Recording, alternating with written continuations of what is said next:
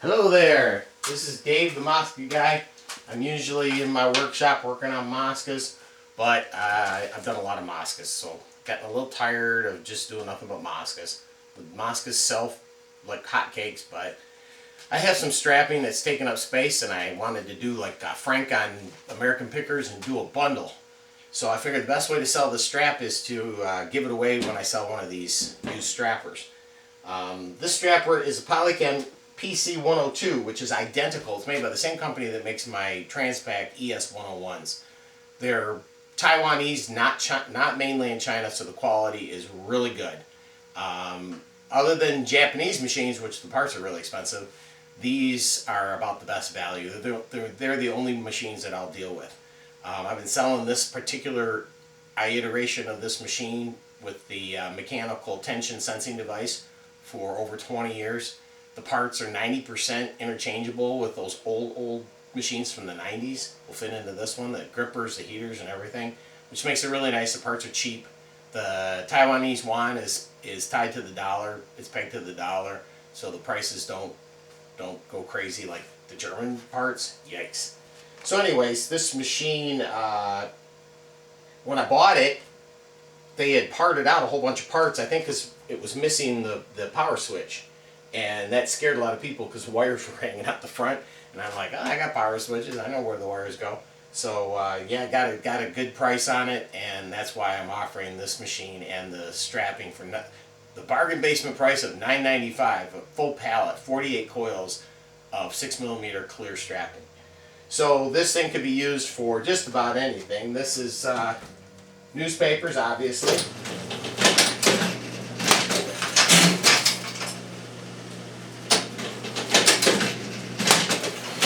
Strap's really nice. Can't break the seal. It's about a quarter of an inch, or I mean about 3/4 of an inch across the width of the heater. The heater's going all the way across, making a really nice seal. It'll do something like that. If you got a laundry and you want to do blankets, bar towels, shop rags, I've had laundries use these. The nice thing about that is that the drivers, when they're doing the deliveries, you put one strap on that, on a bundle, maybe two, and they can carry it by that. I also do string tires. I've got customers who use string tires, and the guys don't like it because it bites into their hands. The poly string works a little better, but it's hard to keep those things working. This machine's simple as pie to make work and keep strapping. So the machine comes with 48 coils of strapping. It's on the machine, and this is a sample of it. It's crystal clear. And for those that know about strapping, you can't make crystal clear strap out of recycled material. So the strap, I think, is 100% polypropylene. Which polypropylene, if you're going to put strap and plastic in a machine, you want it to be polypropylene because it's nice and soft, and it'll come off your parts when it's time to clean the machine. So polypropylene is the best strap to use. Mosca's strap, which is the highest quality there is pure polypropylene. And this is pure polypropylene, I'm pretty sure. But it's not perfect. Whoever had it moved it around a lot, and it's got a little scuffing on it. But as you can see in the machine, it's straps great. And right now, if you bought a pallet of Mosca strapping from me, 6mm, 18,000 feet, it'd be like about $4,300. So I'm giving you a full pallet of strapping and a machine for $995. You just have to pay the shipping. I'm not paying the shipping. I'm going to open the top here and give you a little look around inside. I think this thing probably has a few thousand cycles on it. I think what happened was, I'll show you, there's a solenoid. Try and do this without making anybody seasick. Right in here, there's a solenoid. And that solenoid, when you trip the little switch up here with the strap, you tuck it in underneath, and there's a pin, and it trips the switch. That activates this solenoid, which then pulls, and the drum cam releases, and it makes a half a turn, and that's your cycle. That's your tension cycle. Well, what was happening? You can adjust if you loosen the 4 screws on the bottom of this from underneath. This will move back and forth. Well, it was moved this way too far, and the solenoid wasn't catching. So you trip the switch, you could hear it click, but nothing would happen. and then if you waited a minute, eventually it would cycle, usually when you weren't ready. So simple adjustment. I adjusted that, and then that solved that problem. Put the new power switch in it. That solved that problem. The heater, you can't really see it, but it looks, you can usually tell by around here how dirty it is and whether the wires are burnt. And the heater looks like it's brand new.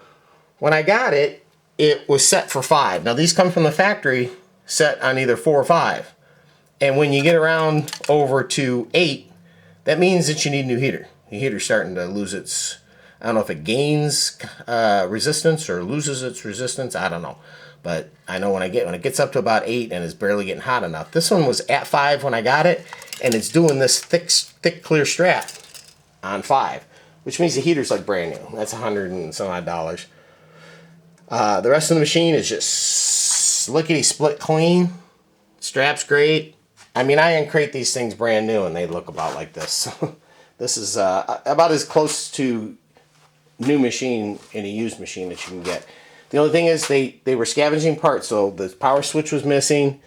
The little roller on the brake down, there's a little roller on the end of the brake there that was missing. And then the top was not the original top.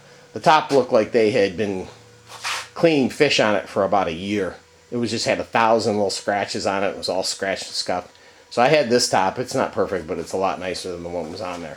So it's complete. It's ready to go. The price on this machine includes this machine being palletized in a box perfect for it. I saved pallets and boxes for these machines. And then the strap is all palletized on a 48 by 40. So this could be shipped to the Midwest, the United States, anywhere around, Ohio, Indiana, Kentucky, anywhere down there for $300 or $400.